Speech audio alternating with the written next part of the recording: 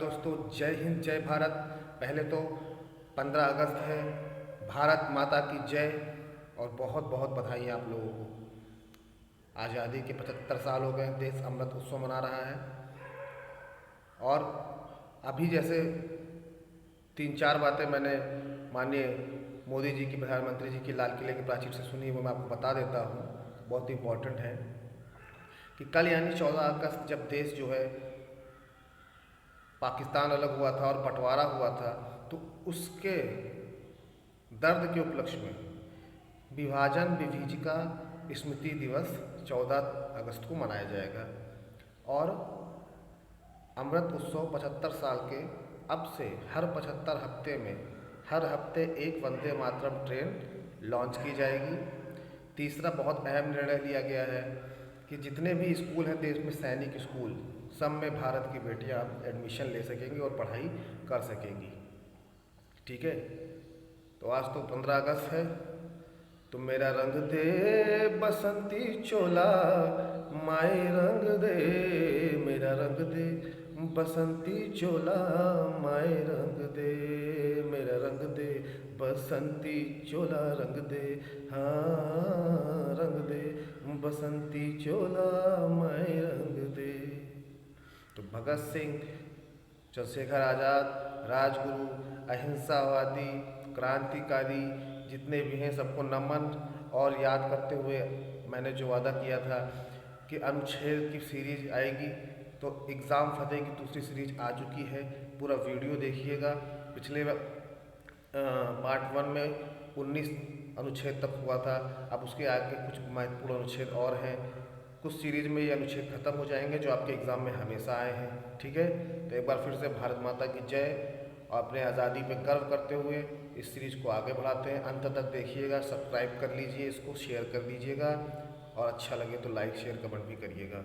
ठीक है, तो चलते हैं क्लास की तरफ बढ़ते हैं। जैसे 19 मैंने बताया था कि स्वतंत्रता का अधिकार है, उसके बाद ट्रिक भी आपको बताई थी कि बॉस संघ आया गया और बस व्यापार किया। तो उसके बाद अब 21A है, यह है शिक्षा का अधिकार। ठीक है, मोस्ट इम्पॉर्टेंट है ये शिक्षा का अधिकार। इसके अंतर्गत क्या आता है कि 2002 में 86वां संविधान संशोधन हुआ था, जिसके तहत इसको एक मौलिक अधिकार के रूप में जाना गया।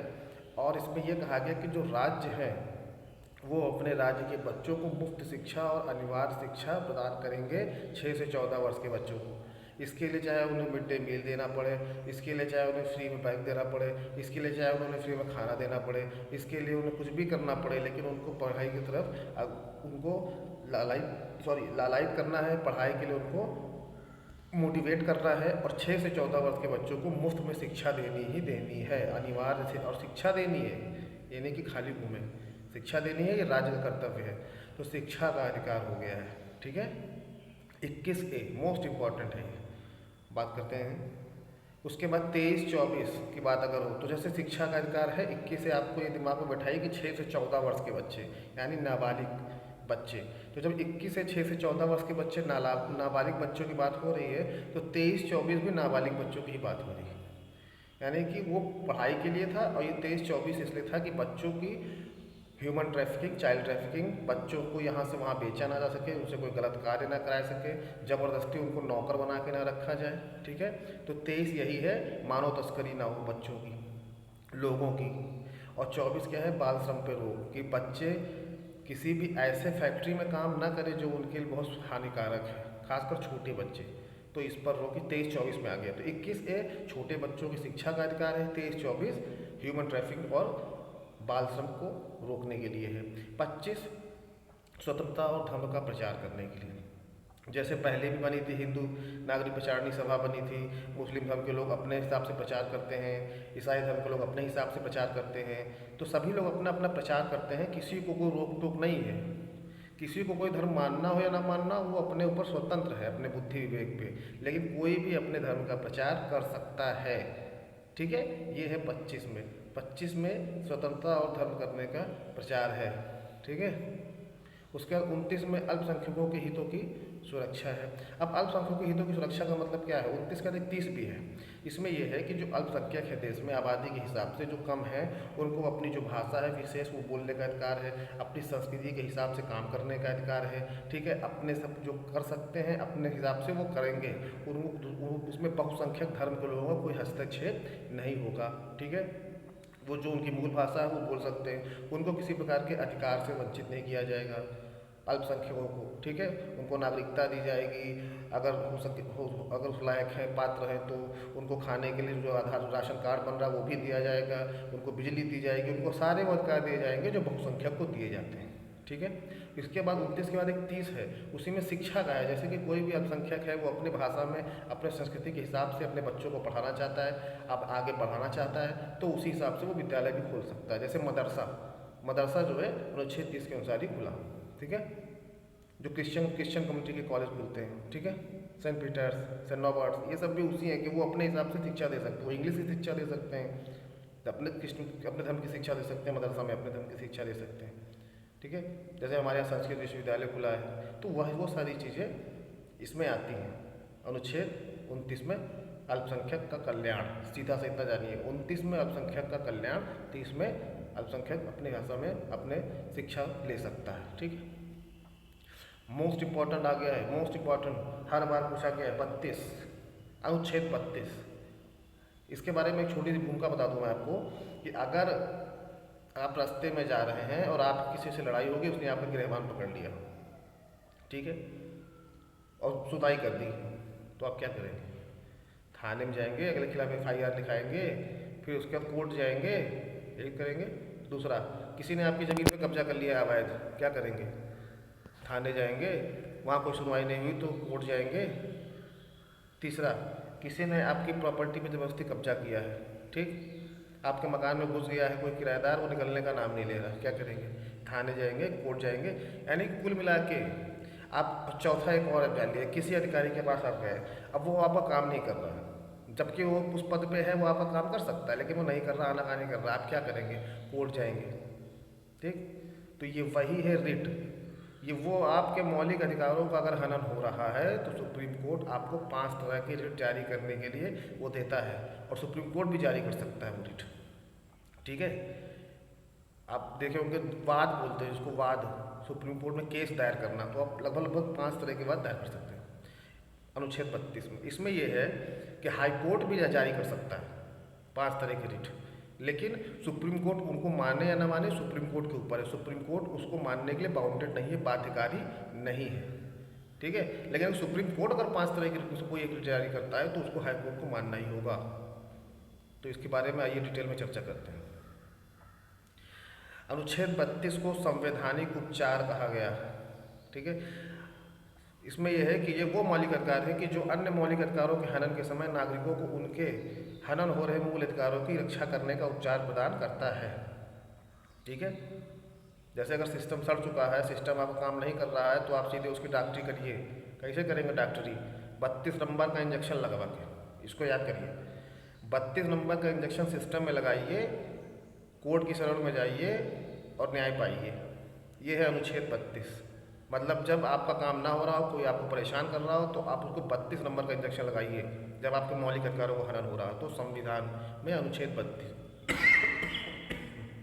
सॉरी, तो इसके तहत जो सर्वोच्च न्यायालय है वो अपने नागरिकों के मौलिक अधिकारों को सुरक्षित और संरक्षित करता है। इसीलिए डॉक्टर अम्बेडकर ने अनुच्छेद 32 को संविधान का सबसे महत्वपूर्ण अनुच्छेद बताते हुए कहा था कि इसके बिना संविधान अर्थहीन है और यह संविधान की आत्मा और हृदय है। मतलब इसको आप निकाल देंगे, देखिए सीधा सब फंडा समझिए, संविधान में कितने भी अनुच्छेद हैं, सबके तहत कोई ना कोई काम होता है, लेकिन आपके मौलिक अधिकारों का जो हनन होता है उसमें अगर आप कोई परेशान, उसके खिलाफ आप कहाँ जाएंगे? अगर ये अनुच्छेद 32 हटा दीजिए आप, तो आप कहाँ जाएंगे? किसके पास जाएंगे? कहीं सुनवाई नहीं होगी, कोई नहीं सुनेगा, परेशान रहेंगे जीवन भर और लोग और परेशान करेंगे। तो ये वो चीज़ हर नागरिक के हाथ में दी गई है पावर, कि अगर कुछ गलत होता है तो हम सुप्रीम कोर्ट या कोर्ट की शरण में जा सकते हैं। तो इसीलिए इसको माननीय अम्बेडकर जी ने इसको संविधान की आत्मा और हृदय कहा। हृदय, अब आप समझ लीजिए, आत्मा भी बड़ी चीज़ होती है और हृदय भी बड़ी चीज़ होती है। दोनों चीज़ों को कहा अम्बेडकर जी ने। तो सोच लीजिए, अनुच्छेद 32 नंबर का इंजेक्शन जब सिस्टम खराब हो चुका हो, तो जब हार्ट फेल्योर हो गया हो तो 32 नंबर का इंजेक्शन लगाइए, अम्बेडकर जी ने कहा था। बस ये है इसकी ट्रिक। अब मोस्ट इंपॉर्टेंट है रिट जो है, 5 तरह की रिट। पहला तो आपका ये बंदी प्रत्यक्षीकरण। इसमें यह है कि अगर पुलिस ने आपको पकड़ा है, किसी भी केस में पकड़ा है, तो आपको 24 घंटे से ज़्यादा जेल नहीं रख सकते। 24 घंटे के अंदर उसको डीएम साहब के पास, जज के पास पेश करना ही करना है। उसके बाद अगर आप सही पाए गए वहाँ पे, तो आपको छोड़ दिया जाएगा। जैसे मान लीजिए आपके ऊपर किसी ने छोटा मोटा झूठा इल्ज़ाम लगा दिया, ठीक, आजकल बहुत ऐसे कानून का दुरुपयोग हो रहा है, तो आई पुलिस आपको, कई में ऐसा है कि उसमें जो मजिस्ट्रेट लेवल का आदमी जांच करेगा फिर पकड़ेगा, और कई में ऐसा है कि डायरेक्ट पुलिस आकर के उठा ले जाती है घर से।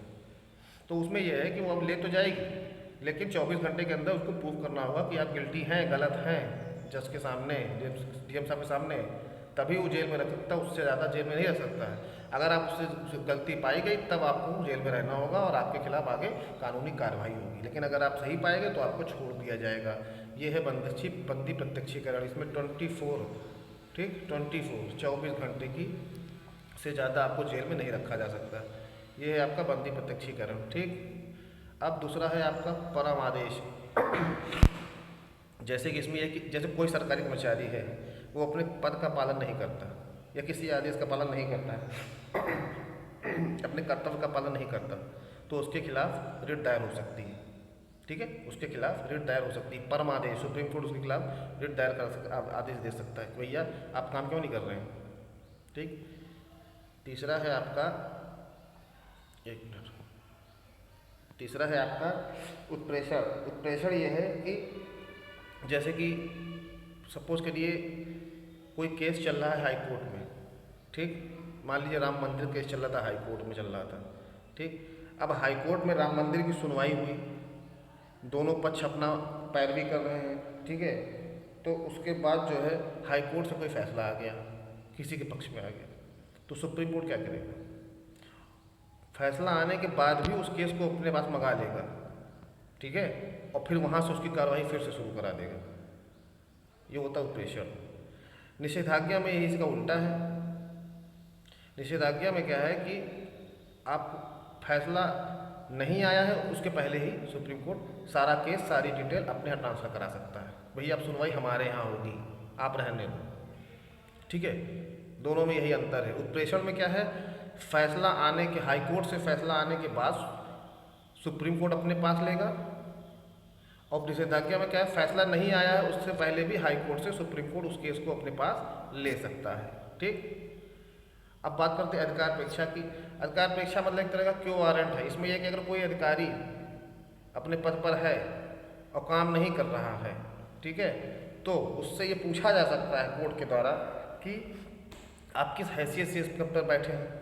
जैसे आप देखिए बहुत जगह क्या होता है कि बहुत ऐसे पद हैं जो राजनीतिक पार्टियां अपने लाभ के लिए लोगों को उस पर बैठा देती। कई आयोग बने हुए हैं, हर राज्य में बने रहते हैं, तो उसके अगर वो काम नहीं कर रहे हैं और या उसके योग्य ही नहीं है, तो उस पर कोर्ट ये पूछ सकता है, संज्ञान ले सकता है कि आप किस पद पर यहाँ बैठे हैं भाई साहब, हैं, हु आर यू।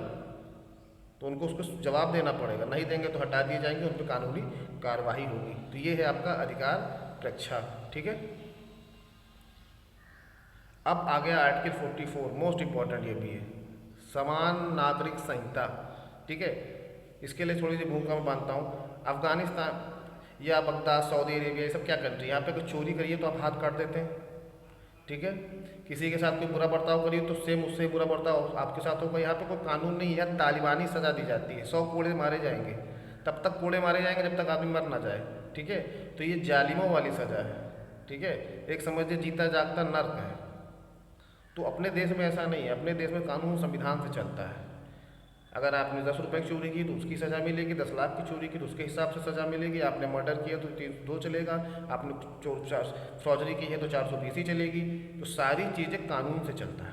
फिर भी अपने देश में कई ऐसे मजहब हैं, कई ऐसे धर्म हैं, कई ऐसे प्रांत हैं, कई ऐसे गाँव हैं जहाँ वो सब अपना कानून चला रहे हैं, एक तरह से अपनी अपनी बातें चला रहे हैं। तो इसको ख़त्म करने के लिए समान नागरिक संहिता लाई गई। जैसे एक देश एक कानून है, GST, एक देश एक राशन कार्ड का प्लान आया है कि एक राशन कार्ड से आप पूरे देश में राशन ले सकते हैं, उसी तरीके से ये है कि अगर एक देश है तो एक ही कानून चलेगा। जैसे कि आपने देखा गांव में कुछ होता है तो प्रधान वधान बैठते हैं, ग्रुप बनाते, फैसला सुना दिए कि मारो कोड़ा या गांव से हटाओ इसको, तो ये सब चीज़ें जायज़ नहीं है। ठीक है, इसके लिए न्यायपालिका है, पुलिस में जाइए, वहाँ से सीधे न्यायपालिका में जाइए। तो कुछ जैसे जैसे मुस्लिमों में क्या है, शरीयत का अपना कानून चल रहा है। ठीक है, तो भाई अच्छी हो, उनके लिए अच्छा है, चल रहा है, उसमें कोई वो थोड़ी है। हर एक है ना, उसने अनुच्छेद 25 ने स्वतंत्रता का अधिकार दिया है, अपनी धार्मिक स्वतंत्रता का अधिकार दिया है, कोई भी किसी हिसाब से अपनी धार्मिक स्वतंत्रता का प्रचार कर सकता है, उसमें भी कोई गलत नहीं है। ये तो सरकार को और कोर्ट को देखना है, ये हमारे हाथ के हाथ में नहीं है। क्योंकि अब दो बातें लिखी, उसमें अनुच्छेद 25 में लिखा है कि धार्मिक स्वतंत्रता का अधिकार है। ठीक है, तो ये यूनिफॉर्म सिविल कोड यही है कि एक देश एक कानून, समान नागरिक संहिता, चाहे वो किसी भी धर्म या समुदाय का हो। इसका थोड़ा हिस्ट्री बता देता हूँ मैं कि जब 1948 में हिंदू कोड बिल संविधान सभा में लाया गया था तो देश भर में इसका विरोध हुआ था। बिल को हिंदू संस्कृति और धर्म पर हमला करार दिया गया था और सरकार इस कदर दबाव में आ गई थी कि उस टाइम के जो कानून मंत्री थे जिन्होंने संविधान ही बनाया है, भीमराव अम्बेडकर जी, इनको इस्तीफा देना पड़ गया था। ठीक है, क्योंकि ये एक ऐसा मुद्दा है, कोई भी सरकार इस पर रिस्क नहीं लेना चाहती, राजनीतिक मुद्दा, वोट बैंक की राजनीति से होती है, वोट आ भी सकते हैं, वोट जा भी सकते हैं। ठीक है ना, तो ये सारी चीज़ें हैं। तो कुल मिला के अब आपको, गोवा एक ऐसा राज्य है, एकमात्र राज्य है जिसने यूनिफॉर्म सिविल कोड समान नागरिक संहिता लागू की है अपने यहाँ। ठीक है, गोवा। तो अब आइए एक बार हल्का सा झड़झड़ा कर रिविजन करते हैं। ट्रिक याद करिएगा। 21A शिक्षा का अधिकार 6 से 14 वर्ष के बच्चों के लिए। 21 के जस्ट नीचे 23-24 वो भी बच्चों के लिए, मानव तस्करी और बाल श्रम को रोकने के लिए। ठीक। अनुच्छेद 25 स्वतंत्रता और धर्म का प्रचार करने की सुविधा, कहीं भी आप माता रानी का जाग लगा सकते हैं। ठीक है, कुछ भी कर सकते हैं, रैली निकाल सकते हैं माता रानी की, जय श्री राम की। ठीक, तो ये है। उसके बाद अल्पसंख्यकों के हितों की सुरक्षा 29 में आ गया। 29 में हमने बता ही दिया कि अल्पसंख्यकों को सारे अधिकार मिलेंगे जो बहुसंख्यकों को मिले हैं। ठीक। उसके बाद 32 रिट मैंने आपको बताया, बहुत इंपॉर्टेंट है। इंजेक्शन नंबर 32, जब आपके संविधान में मौलिक अधिकारों का हनन हो रहा हो और जब आपके हृदय और आत्मा को कोई भेद रहा हो, जब आपकी हृदय और आत्मा को कोई चोट पहुंचा रहा हो, तो आप इंजेक्शन नंबर 32 लगवा दीजिए बस। यानी कि संविधान का उपचार, संवैधानिक उपचार और इंजेक्शन 32 5 तरह की रिट जारी कर सकता है। ठीक है। बंदी प्रत्यक्षीकरण, 24 घंटे से ज़्यादा जेल नहीं, प्रूफ करना पड़ेगा आप दोषी हैं। परामादेश, अगर कोई अपने पद का दुरुपयोग कर रहा है अधिकारी तो उसके ऊपर परामादेश, या क्यों आप ऐसा क्यों कर रहे हैं। ठीक है। उत्प्रेषण, बताया कि हाँ हाईकोर्ट से जो क्या कहते हैं वहाँ कानून जो केस चल रहा है उसको सुप्रीम कोर्ट अपने यहाँ मंगा सकता है। अगर फैसला आ गया उसके बाद भी निषेधाज्ञा में फैसला नहीं आया है फिर भी मंगा सकता है। और अधिकार पक्षा में किसी भी अधिकारी से ये पूछ सकता है कि आप अपने पद पर किस हैसियत से बैठे हैं। ठीक है, ये 5वां है आपका। उसके बाद आपका 44 मैंने बताया दिया, समान नागरिक संहिता, यानी कि एक देश एक कानून, और गोवा एकमात्र राज्य है जिसने इसको लागू किया है। ठीक है, तो एक बार फिर मैं आपका थैंक्स। इसको प्लीज़ शेयर और सब्सक्राइब करिए अगर अच्छा लगा हो। ठीक है, 15 अगस्त है, एंजॉय करिए, मनाइए, बच्चों को बताइए, क्योंकि ये बहुत ही वो पल है जो सारे त्योहारों से ऊपर है। जब तक आज़ादी नहीं तब तक कोई त्यौहार आसानी से मनाया नहीं जाता, इसलिए आज़ादी सबसे बड़ा त्यौहार है। इसको मनाइए, सेलिब्रेट करिए। और फिर मिलता हूँ अगले वीडियो में इसी के थर्ड पार्ट में, फतेह की तीसरी सीरीज में। प्लीज़ प्लीज़ प्लीज़ शेयर करिए, सब्सक्राइब करिए, लाइक करिए, कमेंट करिए। अच्छा लगा हो तो बिल्कुल करिए, ख़राब लगा हो तो भी करिए, कमी बताइए, लेकिन बताइए ज़रूर। ठीक है ना, मिलते हैं नेक्स्ट वीडियो में। जय हिंद, जय भारत, भारत माता की जय।